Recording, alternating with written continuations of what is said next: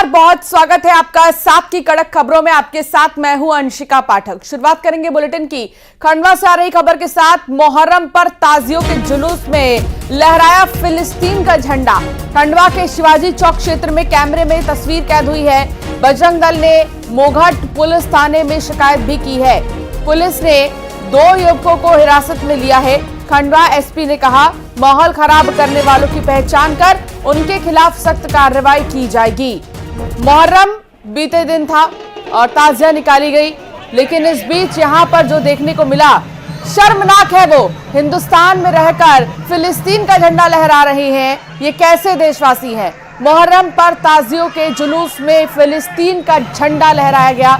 खंडवा के शिवाजी चौक क्षेत्र में कैमरे में तस्वीर कैद हुई है। आप भी देखिए कि कैसे ये देशद्रोही जो हैं फिलिस्तीन का झंडा लहरा रहे हैं, हिंदुस्तान में रह रहे हैं। बजरंग दल ने मोघट पुलिस थाने में अब शिकायत भी की है। इस मामले में पुलिस ने 2 युवकों को हिरासत में लिया है जो झंडा लहराते नजर आ रहे हैं। जुलूस के दौरान कई लोगों ने शहर की शांति भंग करने का प्रयास किया। योजना पूर्वक किसी षड्यंत्र के तहत पूरे देश भर में जो हुआ वो आज खंडवा में भी हुआ। आतंकवादी संगठन हमास के समर्थन में फिलिस्तीन का झंडा आज मुहर्रम के जुलूस में लहराया गया। ये देशद्रोह है, उसी की श्रेणी में आता है। ये जो भी लोग हैं इनको चिन्हित करके पुलिस प्रशासन इनके ऊपर कठोर से कठोर कार्यवाही करे। आज हमने बजरंग दल के माध्यम से इन लोगों के विरुद्ध अपराध दर्ज करने के लिए आवेदन दिया है। खंडवा में दिन में ताजियों के भ्रमण के दौरान शिवाजी चौक के पास कोई लड़का झंडा लेके घुमा रहा है, जिसकी पहचान फिलिस्तीन के झंडे के रूप में हुई है। इस पर उन्होंने आपत्ति जाहिर की है। उनकी शिकायत को थाना मोघट में ले लिया गया है। अभी चल समारोह चल रहा है ताजियों का। मैंने थाना प्रभारी मोघट को निर्देशित किया है कि तत्काल इसमें जांच करके अगर ऐसे तत्व हैं। अमित जायसवाल संवाददाता साथ जुड़ चुके हैं। अमित, सवाल यह है कि हिंदुस्तान में रहेंगे, हिंदुस्तान का खाएंगे और झंडा फिलिस्तीन का लहराएंगे, ये कौन सी बात हुई और अब इस मामले में क्या कार्रवाई हो रही है?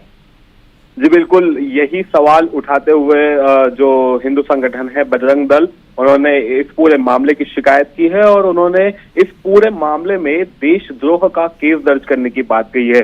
पुलिस की अगर बात करें तो पुलिस के पास जैसे ही ये पूरा मामला आया, पुलिस अलर्ट मोड पर आई और पुलिस ने इस पूरे मामले को गंभीरता से लेते हुए ये कहा है कि इस पर कठोर कार्रवाई की जाएगी।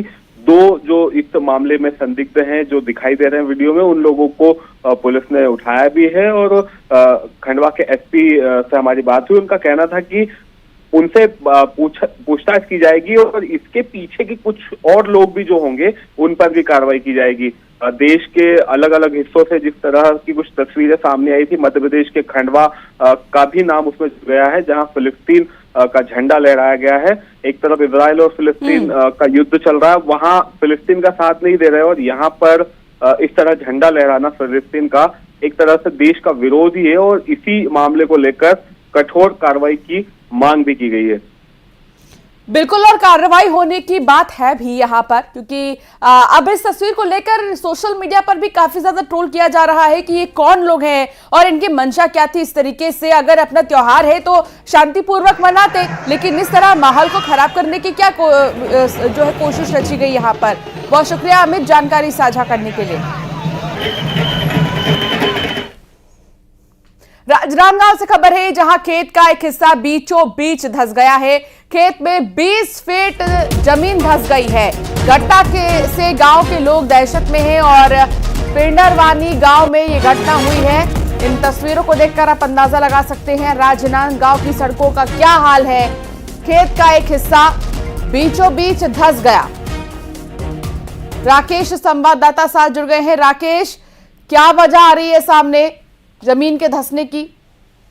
जी, मैं अपने दर्शकों को बताना चाहूंगा कि अचानक खेती करते समय ये जो जगह है वो धंस गया। बीचों बीच खेत का जो हिस्सा था वो धंस गया है और लगभग 20 फीट की गहराई में ये धंसा हुआ है। साथ ही इसकी चौड़ाई भी लगभग 10 फीट की बताई जा रही है। तो ये कुतूहल का विषय बना हुआ है और लोग ग्रामीण जो है वो इसे देखने भी आ रहे हैं कि किस कारण से है। कारण अभी भी समझ नहीं आया है किन कारणों से ऐसा हुआ है, लेकिन किसान जो है वो परेशान है, वो चिंतित है क्योंकि उनके खेत के बीचों बीच ऐसा हुआ है और अभी धान की फसल उसमें लगाई जा रही थी। बहुत शुक्रिया राकेश जानकारी साझा करने के लिए। कोरबा में एक भारी भरकम क्रेन पलट गई है। एसईसीएल की कुसमुंडा खदान में ये भारी भरकम क्रेन पलटी है। हादसे में क्रेन ऑपरेटर जो है वो घायल हो गया है। क्रेन ऑपरेटर का अस्पताल में इलाज भी चल रहा है। हादसे से खदान सुरक्षा पर सवाल उठ रहे हैं कि एक भारी भरकम क्रेन जब पलटी तो यहां पर और भी लोग क्यों नहीं मौजूद थे? क्या सिर्फ क्रेन और क्रेन ऑपरेटर की ही जिम्मेदारी थी यहां पर काम करना? इसके अलावा कोई यहां पर क्यों नहीं था? एसईसीएल की कुसमुंडा खदान में ये भारी भरकम क्रेन पलटी है और हादसे में घायल हुआ है क्रेन ऑपरेटर, जिसे अस्पताल में एडमिट किया गया है। हादसे से खदान सुरक्षा पर अब सवाल उठ रहे हैं।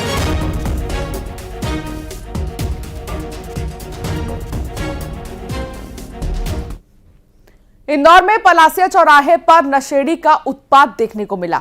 शराब लेकर उत्पात मचा रहा था नशेड़ी और हाथ फैलाकर लोगों से कह रहा था गाड़ी चढ़ाओ। काफी देर तक चौराहे पर हंगामा करता रहा। मौके पर ट्रैफिक के जवान पहुंचे, नशेड़ी को उठाकर सड़क किनारे किया। पुलिस का एक्शन देखकर नशेड़ी भाग गया। शहर के बीचों बीच पलासिया चौराहे का एक वीडियो वायरल हो रहा है और सोशल मीडिया पर यह वीडियो जमकर वायरल हो रहा है। देखिए आप भी इस वीडियो को।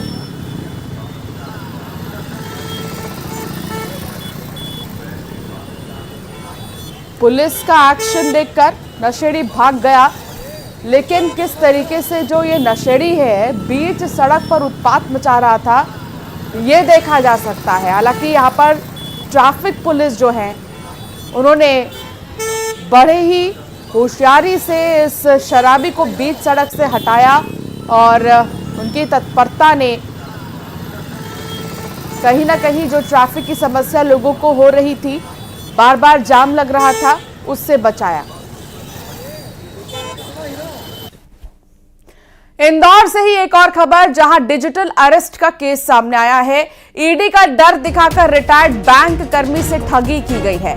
आरोपियों ने ट्रांसफर कराए हैं 40 लाख रुपए, वो भी वीडियो कॉल पर। वीडियो कॉल पर आरोपियों ने फर्जी वारंट दिखाया। डर से 2 दिन तक घर में ही पीड़ित बंद रहा और 40 लाख रुपए की ठगी की गई है रिटायर्ड बैंक कर्मी से। ईडी का डर दिखाकर आरोपियों ने ठगा है, वो भी 40 लाख रुपए। हालांकि इंदौर से ही एक बार फिर से ऐसे मामले नहीं थम रहे हैं, जबकि कई बार चेतावनी भी, सावधानी भी जारी की जाती है। डिजिटल अरेस्ट का एक और केस, ईडी का डर दिखाकर रिटायर्ड बैंक कर्मी से ठगी की वारदात को अंजाम दिया गया और 40 लाख रुपए ठगे गए।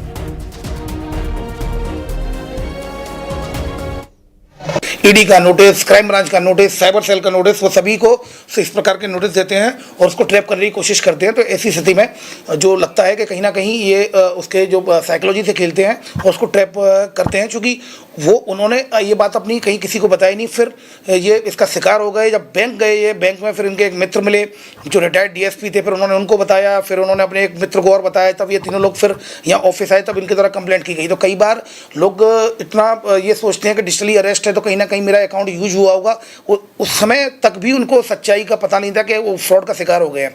जब इन्होंने अपने दोस्तों से इस बात को शेयर किया, तब जाकर पता चला कि उनके साथ फ्रॉड हुआ है, तब जाकर ये क्राइम ब्रांच थाने पर आए थे। इंदौर में बैंक में लूट का सीसीटीवी फुटेज सामने आ गया है। पीएनबी बैंक में लूट हुई थी और बैंक के अंदर का एक सीसीटीवी फुटेज सामने आया है, वो अब आपको दिखाते हैं। बीते दिन आपको याद होगा जब ये खबर हमने आपको दिखाई थी कि पंजाब नेशनल बैंक में कैसे लूट की वारदात को अंजाम दिया गया है, और अब पूरी वीडियो पूरी घटना कैसे यहाँ पर रची गई, साजिश जो है दाखिल होने की बैंक के अंदर की, वो देख सकते हैं आप। यहाँ पर बड़े ही शातिराना अंदाज में अपने आप को पूरा कवर करके जो चोर है, लुटेरा है, वो बैंक में दाखिल होता है और उसने पीएनबी बैंक में लूट की है। कई लाख रुपए की लूट को अंजाम दिया, जिसके बाद कहा यह जा रहा था कि आखिर कैसे इतने बड़े बैंक में सिक्योरिटी होने के बाद भी लुटेरा दाखिल हुआ। लेकिन ये तस्वीर देखकर समझा जा सकता है कि यहां कोई सिक्योरिटी नजर नहीं आ रही है और बंदूक के दम पर, हथियार के बल पर लूट की वारदात को अंजाम दिया गया। मुरैना में 3 युवकों की डूबने से मौत हो गई है। स्टॉप डैम में पानी में डूब गए हैं 3 युवक। तीनों ही दोस्त नहाने के लिए स्टॉप डैम में गए थे। एक दूसरे को बचाने में ही जान चली गई। सूचना के बाद मौके पर पहुंची है जौरा पुलिस। शव को कब्जे में लेकर मोर्चरी में रखवा दिया गया है। 10 साल पहले गांव में रह के आए हैं।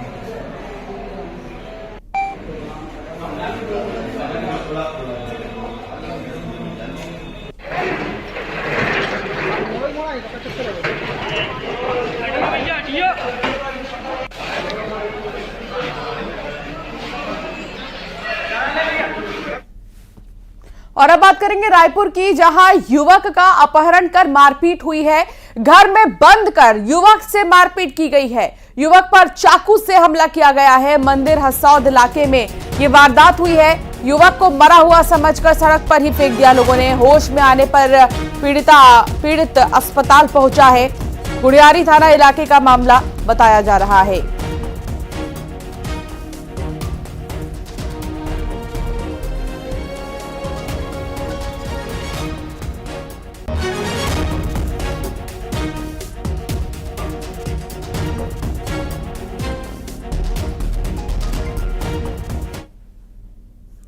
नक्सलियों के खिलाफ सुरक्षा बलों ने बड़ा एक्शन लिया है। मुठभेड़ में 12 नक्सली ढेर हुए हैं और नक्सलियों के शव बरामद हुए हैं।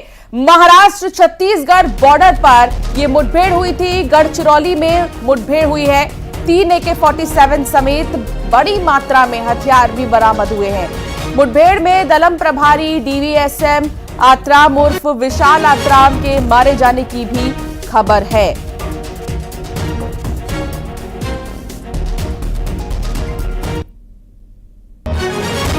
12 नक्सली ढेर हुए हैं। बड़ी सफलता। सुरक्षा बलों को महाराष्ट्र छत्तीसगढ़ बॉर्डर पर ही मुठभेड़ हुई और यहां पर 12 नक्सली ढेर हुए हैं। कुछ जवान जो घायल हुए हैं उन्हें फौरन एयरलिफ्ट किया गया है। AK-47 समेत बड़ी मात्रा में हथियार भी मिले हैं। 2 जवानों के घायल होने की खबर मिली है, जिन्हें एयरलिफ्ट किया गया है। नक्सलियों के खिलाफ सुरक्षा बलों ने बहुत बड़ा एक्शन लिया है और 12 नक्सली ढेर हुए हैं। महाराष्ट्र छत्तीसगढ़ के बॉर्डर पर मुठभेड़ हुई। गढ़चिरौली में सुबह 10 बजे से ही मुठभेड़ चली है बीते दिन के, और ये लगातार चलते ही रही। 2 जवान इसमें घायल बताए जा रहे हैं, जिन्हें अस्पताल भेज दिया गया है।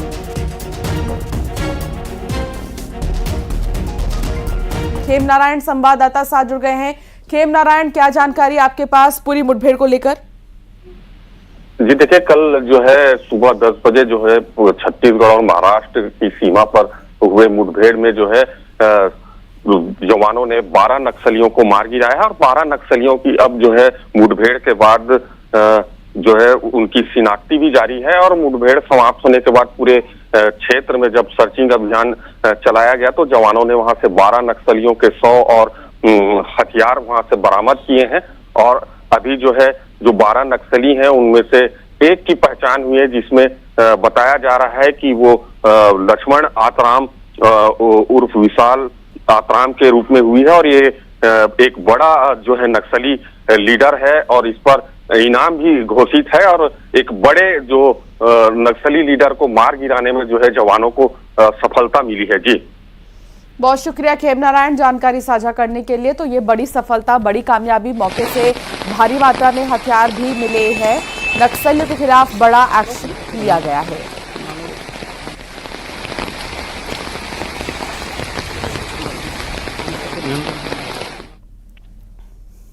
बिलासपुर से खबर, जहां मलेरिया से 2 लोगों की मौत हो गई है और 2 सगे भाइयों की मलेरिया से मौत हुई है। झोला छाप डॉक्टर से इलाज करा रहे थे। तबियत खराब होने पर कोटा स्वास्थ्य केंद्र में उन्हें भर्ती किया गया। एक की इलाज के दौरान ही मौत हो गई और दूसरे बच्चे की घर पर ही मौत हो गई है। कोटा बेलगहना के टेंगनमाड़ा गांव में ये घटना हुई है। बिलासपुर में मलेरिया का प्रकोप और 2 लोगों की मौत हो गई है। दोनों ही सगे भाई हैं। मलेरिया से मौत के सिलसिले अब शुरू हो चुके हैं। दोनों भाइयों की मौत के बाद से ही केसेस भी इससे पहले लगातार सामने आ रहे थे। बरसाती मौसम में बहुत ज्यादा जरूरत है सावधानी बरतने की, और जहां जल जमाव की स्थिति होती है वहां सबसे ज्यादा बीमारियां पनपती हैं। इसलिए आसपास के जितने भी इलाके हैं घर के, उन्हें स्वच्छ रखना ही एकमात्र विकल्प है। लगातार डायरिया और मलेरिया के मरीज मिल रहे हैं, लेकिन एक बड़ी घटना निकलकर सामने आई कि इलाज के दौरान मलेरिया व पीड़ित 2 भाइयों की मौत हो गई। हमारे साथ सीधे तौर पर डॉक्टर प्रभात श्रीवास्तव जी हैं। उनसे जानेंगे कि सर क्या पूरा मामला है। ऐसे आएंगे और ये पूरा बताएंगे कि कौन है ये 2 बच्चे, कब से इलाज के लिए एडमिट थे। ये जो 2 बच्चे हैं टेंगनमाड़ा के एक मोहल्ले के हैं और 14 साल और 15 साल इनकी उम्र है। इनको जब तकलीफ हुई है तो इनके घर के लोग से किसी झोला छाप डॉक्टर के पास इलाज कराने गए थे। उसने इन लोगों को बॉटल वगैरह लगाया, कुछ उनका इलाज भी किया, और जब हमारे स्वास्थ्य विभाग के अमले को इसकी खबर हुई और उनके पास गए तो एक जन को ले करके वो स्वास्थ्य केंद्र आए और दूसरे को लाने की तैयारी कर रहे थे। कोटा स्वास्थ्य केंद्र में उसका इलाज शुरू हो रहा था, उसी समय उसकी मौत हो गई है। कल उसका पोस्टमार्टम कराया जाएगा जिसमें मृत्यु का कारण जो है वो पता लगाया जा सकेगा। सर ऐसे जिले में अभी तक के कितने मलेरिया पीड़ितों की पहचान की जा चुकी है? क्या ये 8 में ये 2 भाइयों भी शामिल थे? हाँ, ये 8 में ये दोनों शामिल थे। 8 अभी तक मलेरिया पॉजिटिव केसेस जो है प्रकाश में आए हैं और ये दोनों बच्चे भी उसी में शामिल हैं। सर आप किस तरीके से अलर्ट जारी करेंगे, चूंकि ये एक बड़ा मामला निकल कर सामने आया है, 2 मलेरिया पीड़ितों की मौत हुई है और झोला छाप डॉक्टरों से बताया जा रहा है कि ये इलाज करा रहे थे। झोला छाप डॉक्टरों पर कार्रवाई के लिए मैंने कुछ दिन पहले ही सभी block medical officer, block programme मैनेजरों को इस बारे में अलर्ट किया था कि अपने क्षेत्र में जो है इनकी पहचान करें, इनका चिन्हांकित करें और इन पर कार्रवाई करें करके। ये मैंने पहले ही अलर्ट जारी किया हुआ, अभी फिर से दोबारा इस पर सख्ती से कार्रवाई करने की कोशिश करता हूं। बिलासपुर में कोरोना की दस्तक हुई है और जिले में कोरोना का मरीज मिला है। कोरोना मरीज को सांस लेने में तकलीफ हो रही है। लगभग 66 साल का कोरोना मरीज अस्पताल में भर्ती है। स्वास्थ्य विभाग में हड़कंप मच गया है। एक ऐसी महामारी जिसने 2 साल पूरे देश को लॉक कर दिया और अब इस महामारी से जुड़ा एक केस जब सामने आया है तो दहशत में है डॉक्टर से लेकर इलाके के लोग कि कोरोना का मरीज एक बार फिर से कैसे आ गया। कोरोना की दस्तक हुई है बिलासपुर में और कोरोना का मरीज मिला है। एक कोरोना का मरीज अभी मिला है। कोरोना मरीज को सांस लेने में बहुत ज्यादा तकलीफ हो रही है। ऑक्सीजन का सहारा दिया जा रहा है। 66 साल का कोरोना मरीज अस्पताल में भर्ती है। फिलहाल स्वास्थ्य विभाग में हड़कंप मचा हुआ है। इसीलिए अभी कोई भी महामारी खत्म नहीं हुई है, कम जरूर हुई है। इसलिए सावधानी बरतें, बहुत ज्यादा सावधानी बरतें और अपने आप को सुरक्षित रखें।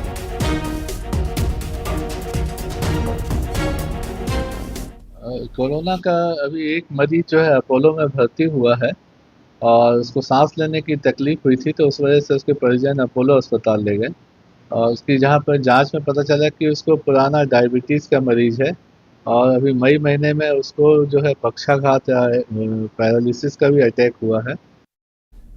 कोरबा से खबर है, जहां डायरिया से 2 पहाड़ी कोरबा लड़कियों की मौत हो गई है।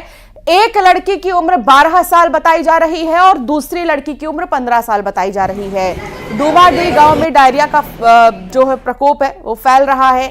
कई लोग बीमार हो रहे हैं जिनका इलाज चल रहा है। बता दें कि आसपास कोई अस्पताल नहीं होने के कारण ग्रामीणों को बहुत सारी परेशानियां होती हैं। जांजगीर चांपा जिले के कोसीर में भी 80 से ज्यादा ग्रामीण डायरिया की चपेट में आ चुके हैं। 17 साल के युवक ने दम तोड़ दिया है। बताया जा रहा है कि नल जल योजना से घर में लगे नल की पानी पीने के बाद वो बीमार हो गए। पामगढ़ सीएचसी अस्पताल में 35 से ज्यादा मरीजों का इलाज अभी चल रहा है। ये 2 तस्वीरें मौत की हैं।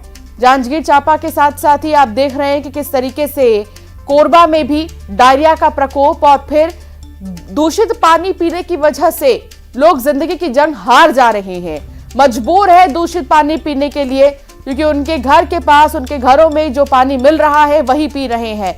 अगर कोई और पानी उन्हें लेना होता है तो कई किलोमीटर दूर सफर करना पड़ता है और फिर जाकर पानी लाना पड़ता है। ऐसे में दूषित पानी पीने को मजबूर है और जिंदगी की जंग हारते लोग नजर आ रहे हैं। और अब बात ग्वालियर की करेंगे, जहां स्वास्थ्य विभाग ने बड़ी कार्रवाई की है। लगभग 6 अस्पताल और क्लिनिक को नोटिस जारी किया है। सीएमएचओ और उनकी टीम ने निरीक्षण किया। 13 क्लिनिक, पैथोलॉजी और मेडिकल स्टोर का निरीक्षण किया गया।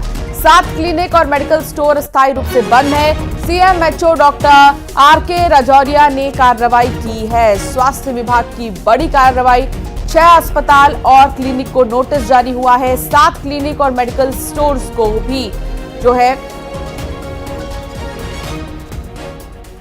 बंद किया गया, अस्थायी रूप से बंद किया गया। सीएमएचओ डॉक्टर आरके राजौरिया ने यह कार्रवाई की है।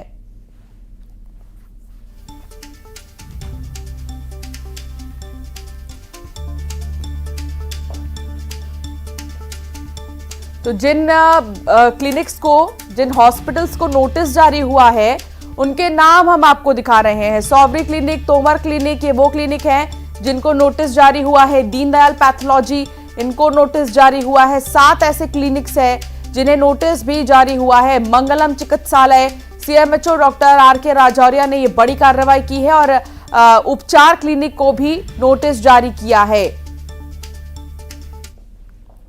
विदिशा की बात करेंगे, जहां गंज बसौदा में बच्चा चोरी का मामला सामने आया है। बच्ची को चुराती हुई नाबालिग लड़की सीसीटीवी में कैद हो गई है। नाबालिग लड़की को रेलवे स्टेशन से पकड़ लिया गया है और बच्ची को भी बरामद कर लिया गया है, जिसके बाद परिजनों ने राहत की सांस ली है। बहरहाल सिटी थाना पुलिस मामले की जांच में जुट गई है।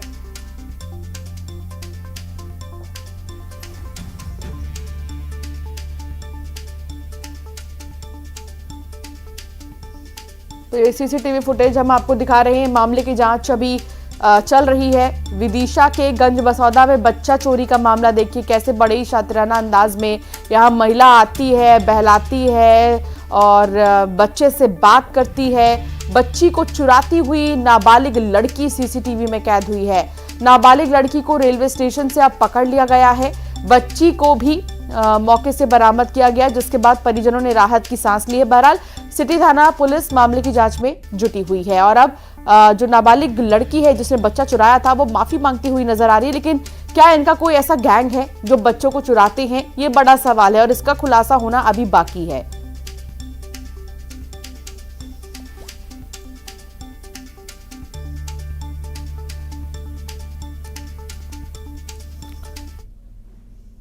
बुलेटिन में फिलहाल इतना ही, आगे भी खबरों का सिलसिला जारी रहेगा।